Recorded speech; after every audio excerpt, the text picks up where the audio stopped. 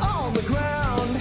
I'm not coming down. I want to go higher, higher, higher than that. Welcome back to the Business is Human podcast. I'm your host, Rebecca Fleetwood Hession, and we're here to bring you episodes that blend meaningful work with profitable success. Here to steward what I call the age of humanity. I believe if we transform the way we work, we can transform the way that we live.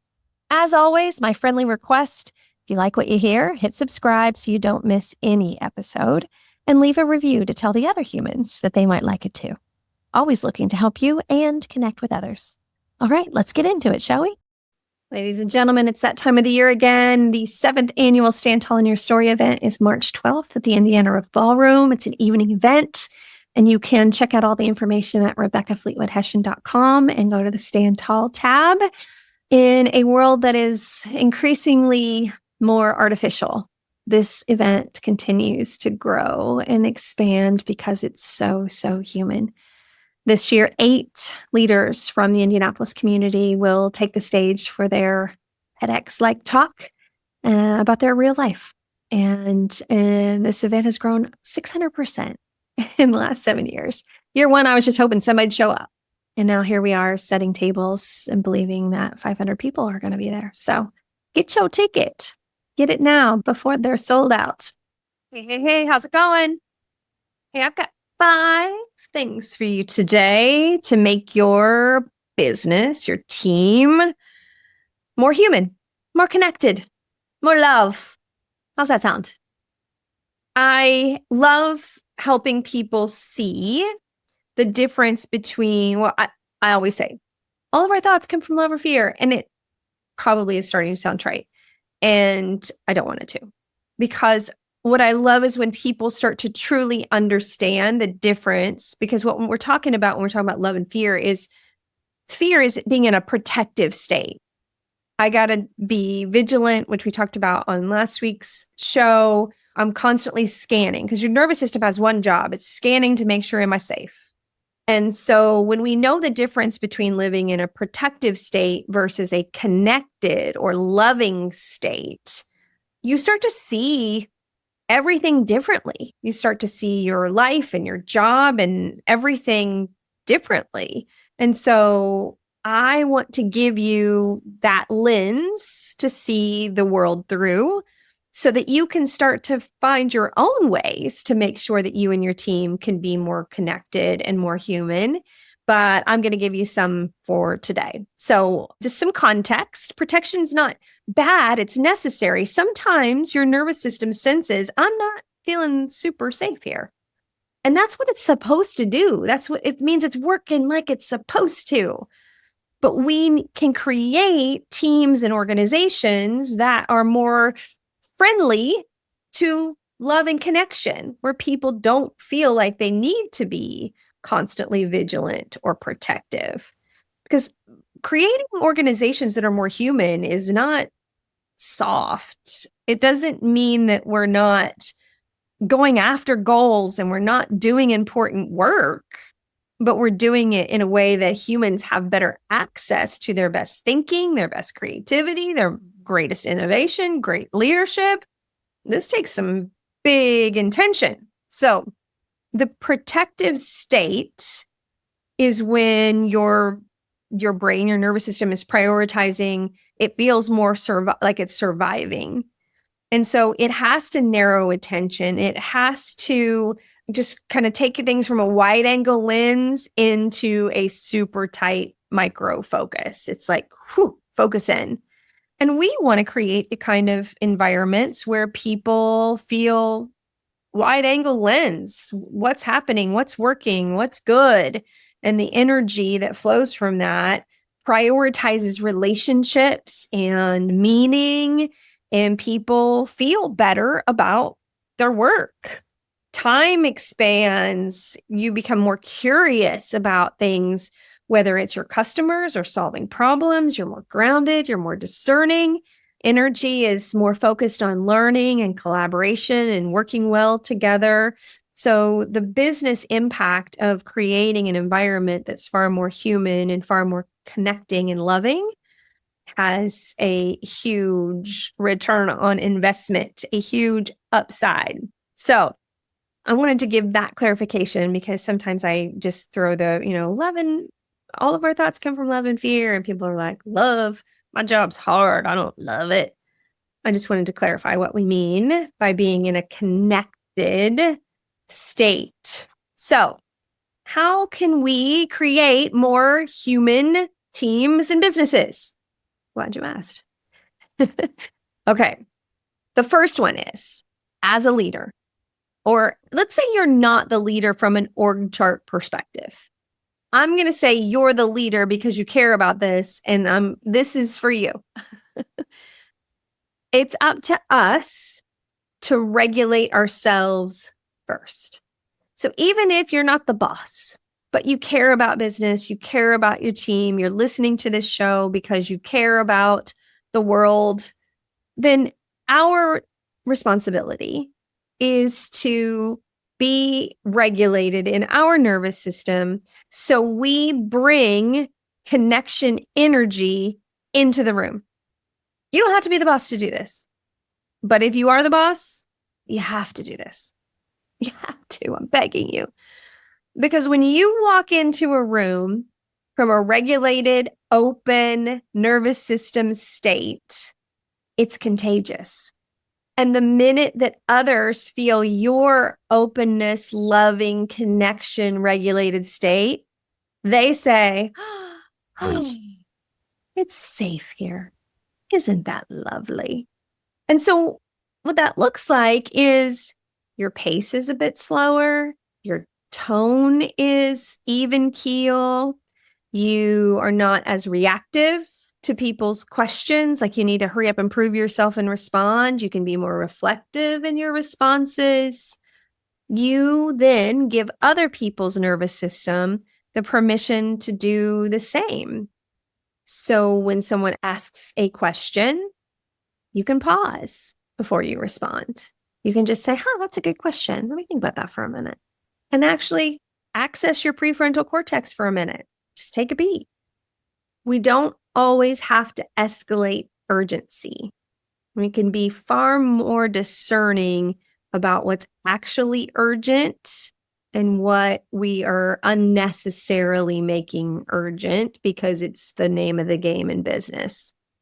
Another way to show your regulation in an environment, a team environment, is to speak clearly, but not snippy, sharp. Like pay attention to your tone so that you're talking like a human talks to another human, not like you're giving a set of instructions.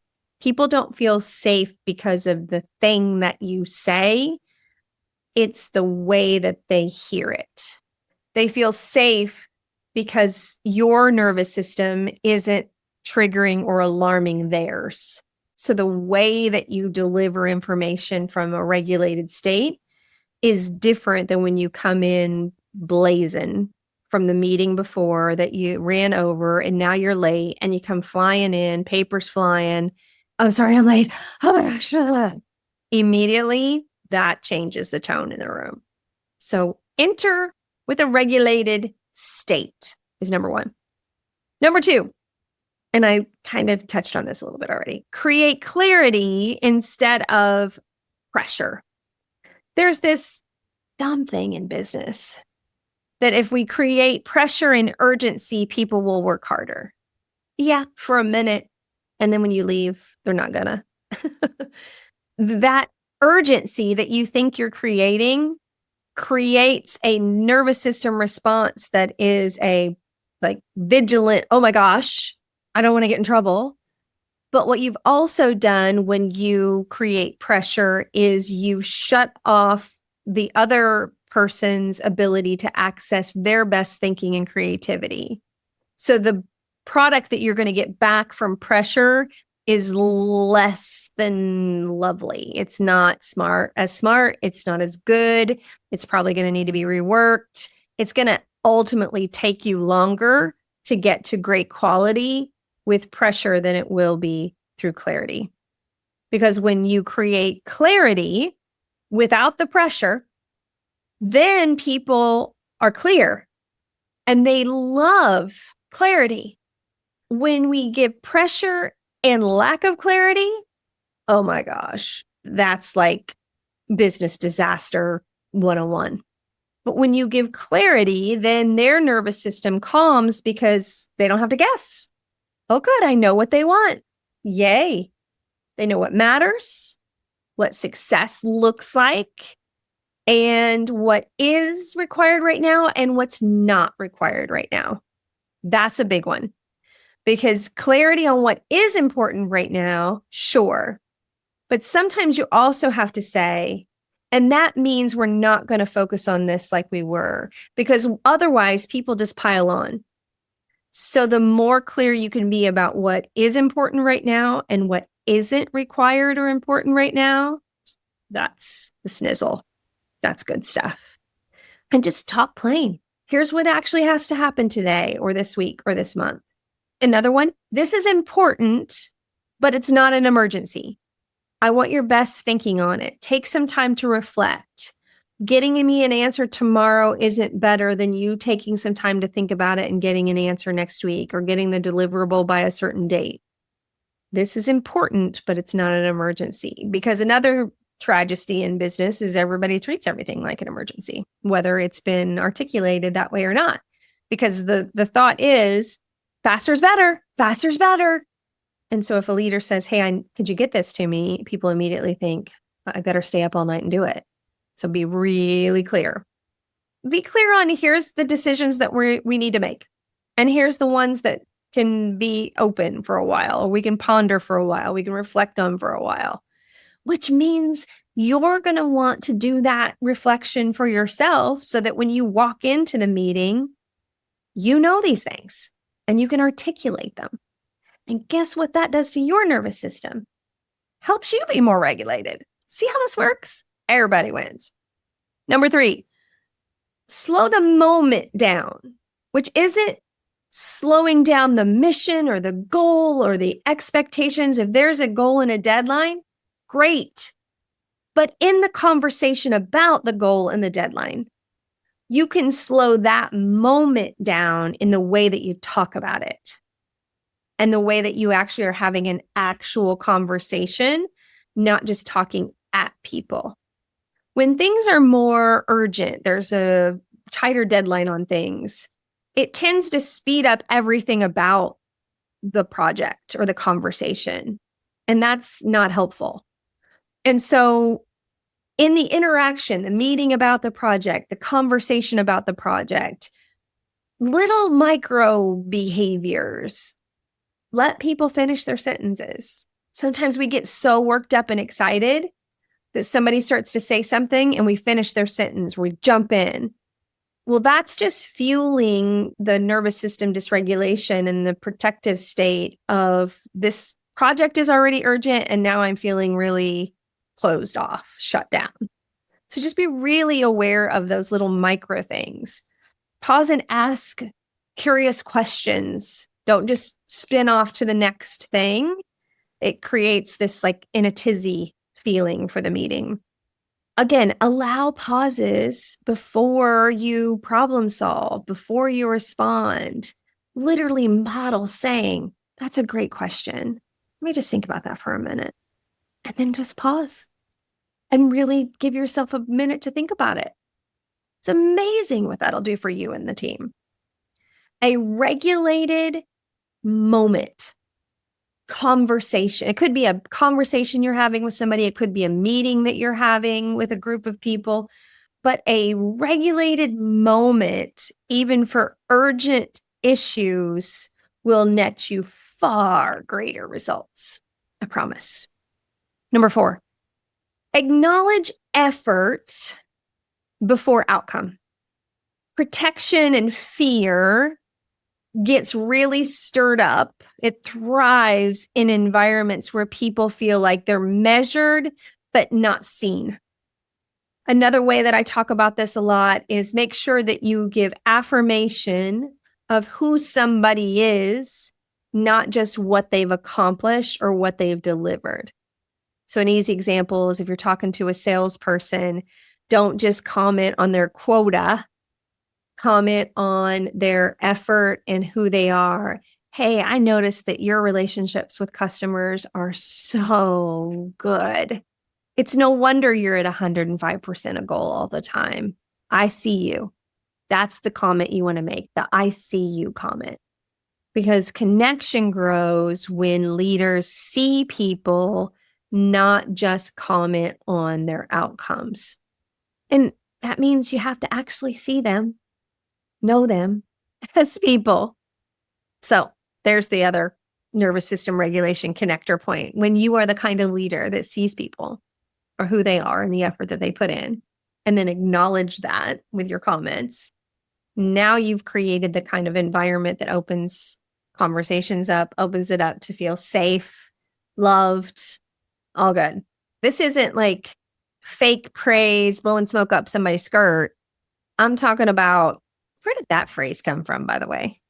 There's one I need to look up before I keep saying it. It's probably really awful. I'll take that as an assignment for myself. I'm not talking about just praising people. Ew. And I promise you, high performers know if you do that, that's icky. That's not at all going to create a sense of love and connection. That's going to create far more fear and protection if you're icky about it. So when you're giving praise, make sure it's about who they are and it's thoughtful. It's not icky. Number 5, normalize real humanity, not perfection. We are not machines here to produce, y'all. And so mistakes are going to happen. Things are never going to be perfect. And it's important that we acknowledge those things for ourselves, not just our teams. When you as a leader model, I'm not really sure how this is going to turn out. Uncertainty. And you just name it. Or, hey, I messed this up. I thought this was the right answer and it wasn't. And it's not shame, no blame. Just being a real human will do amazing things for creating nervous system regulation amongst your team. Now, you don't have to go on and on about it. Just, hey, what's the next best decision? Because this one wasn't it. I made a mistake. Now let's move forward and do something different next. And again, I've said this will be the 3rd time I've said it. So hopefully you're getting it. Take a minute to just think and saying, hey, you know what? I need a minute to think about that. Or I need to get back with you next week. I really want to ponder that this weekend or this week. Like, that's a beautiful thing. It's to take the time to be thoughtful and reflective and model that, and not thinking that you're supposed to have all the answers all the time and then just spewing something out because you think you're supposed to have an answer and then it wasn't a great answer. So safety doesn't get built by flawless leaders or ones that always have the answer. It's built with honest ones who are navigating the human experience just like they are. So there's your 5 things. I truly hope that they were helpful. And if you start to use them and get some results, let me know. Let me know what else you'd like to hear about, topics that you're struggling with. Let's bring them on the show. All right, y'all. Love you, mean it. I'm not coming down. I never liked it on the ground. I'm not coming down. Thanks for being here. You can follow us on Instagram, Business is Human, or TikTok, Rebecca Fleetwood Hession. It's a great way to share some of the clips with your colleagues and friends. All right. Make it a great day. Love you, mean it.